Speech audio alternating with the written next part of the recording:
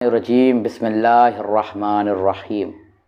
اصحاب رس کون تھے اور ان کا انجام کیا ہوا؟ تو تاریخ بیان کرتی ہے، مورخین کا بیان ہے کہ رس کنویں کو کہا جاتا ہے کہ جو مکے کے راستے میں واقع ہے، اور اس کے کچھ قریب پہ ایک دریا ہے جہاں اصحاب رس کی آبادی کہلاتی تھی، جہاں اصحاب رس رہا کرتے تھے۔ حضرت صالح علیہ السلام ان کی ہدایت کے لیے اپنے نمائندے بھیجا کرتے تھے، لیکن جب حضرت صالح علیہ السلام کوئی نمائندے بھیجا کرتے تھے تو لوگ انہیں قتل کر دیتے تھے، انہیں مار دیتے تھے۔ جب ایک مرتبہ حضرت صالح علیہ السلام نے ایک نمائندہ بھیجا جو تبلیغ دین کے لیے وہ اصحاب رس کی بستی میں گیا۔ جب اصحاب رس کی بستی میں گیا تو لوگوں نے اسے مار دیا۔ پھر حضرت صالح علیہ السلام نے پھر دوسرے نمائندے کو بھیجا۔ جب وہ بھی اصحاب رس کی بستی میں داخل ہوا تو لوگ نے جیسے ہی دیکھا کہ یہ حضرت صالح کے نمائندے ہیں تو ان لوگوں نے اسے بھی مار دیا۔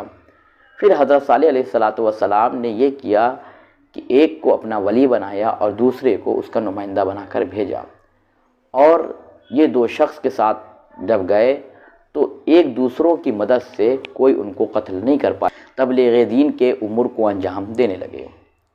کچھ دن بیتا تو اصحاب رس سے حضرت صالح علیہ السلام کے ولی نے کہا کہ تم کس کی عبادت کرتے ہو، کس کی پرستش کرتے ہو؟ تو ان لوگوں نے کہا کہ ہم سال میں ایک دن دریا کے کنارے جا کے بیٹھ جاتے ہیں اور اس دریا سے ایک مچھلی نکلتی ہے اور ہم اس مچھلی کی عبادت و پرستش کرتے ہیں۔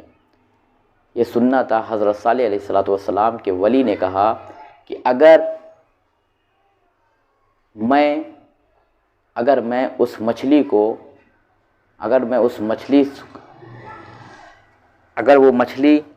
جس مچھلی کو تم عبادت کرتے ہو، اگر وہ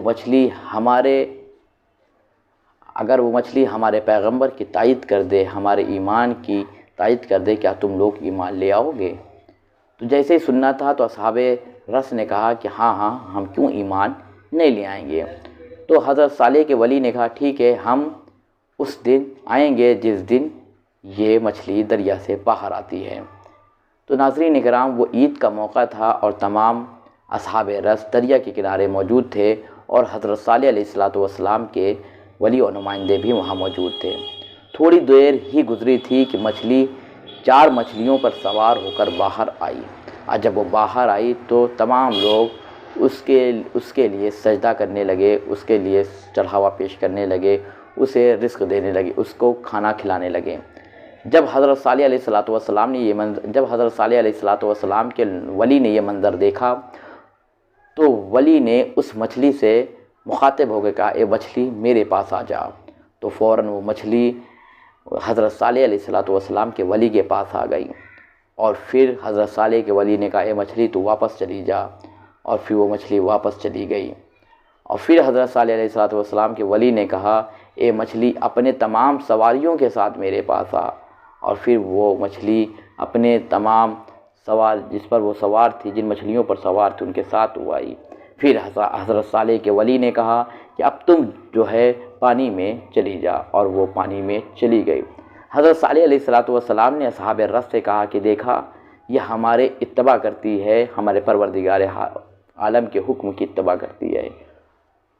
حضرت صالح علیہ السلام کے ولی کی باتیں جب لوگوں نے سنی تو ان پر ایمان نہیں لائے، بلکہ ان کی تکذیب کی اور انہیں جادوگر ٹھہرایا، اور کہا کہ یہ بھی ایک جادو ہے کہ جو تم نے اس کام کو انجام دیا۔